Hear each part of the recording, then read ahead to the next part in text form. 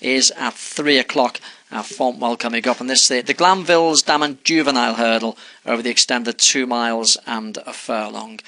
Coming up next then, and runners are down there at the start now at Fontwell, so they're going to be jumping off, I would imagine, in less than a minute's time. As I mentioned earlier, a couple of absentees, numbers 2 and 4. So there's only 4 runners for this one. 6 to 4.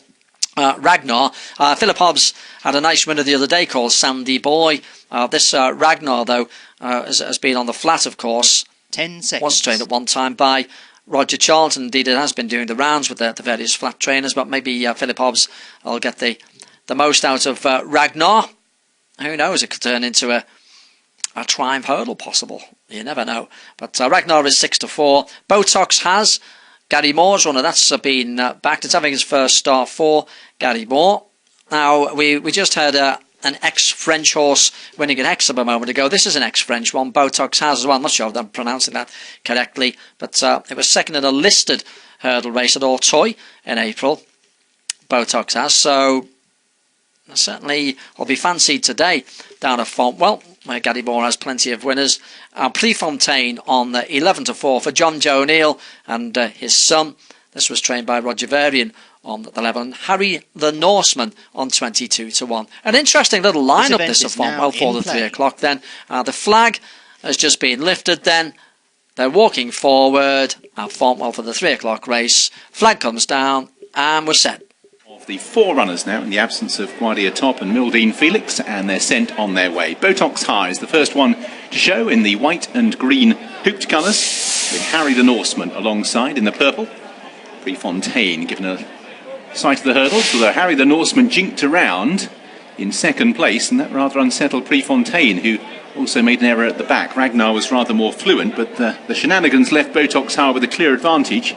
Harry the Norseman closes to within a length.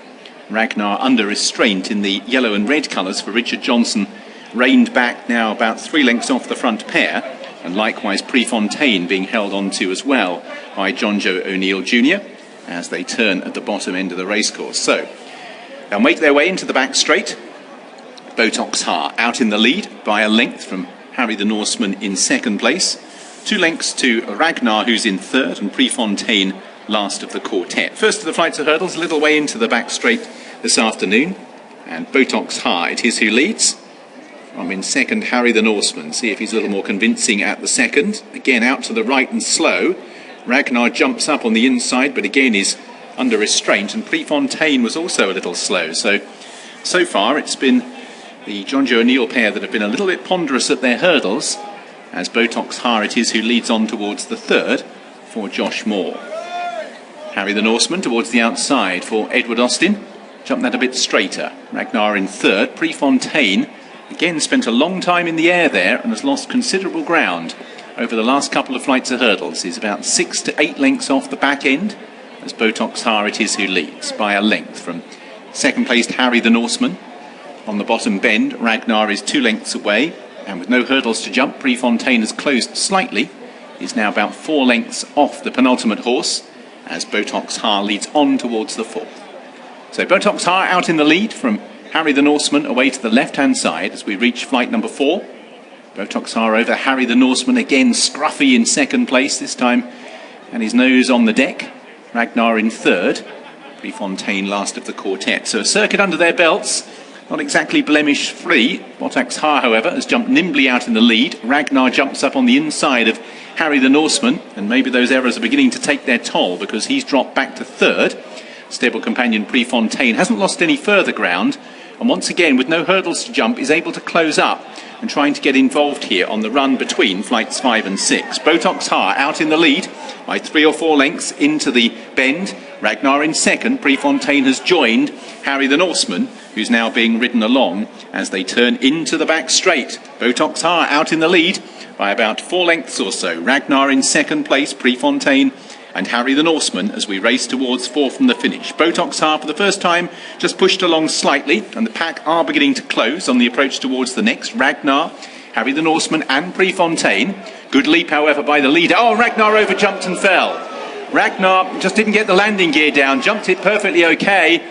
Pleased to say the horse is up okay. Richard Johnson is getting to his feet as well. So Botox High has been left with a pretty clear advantage here from in second place Prefontaine.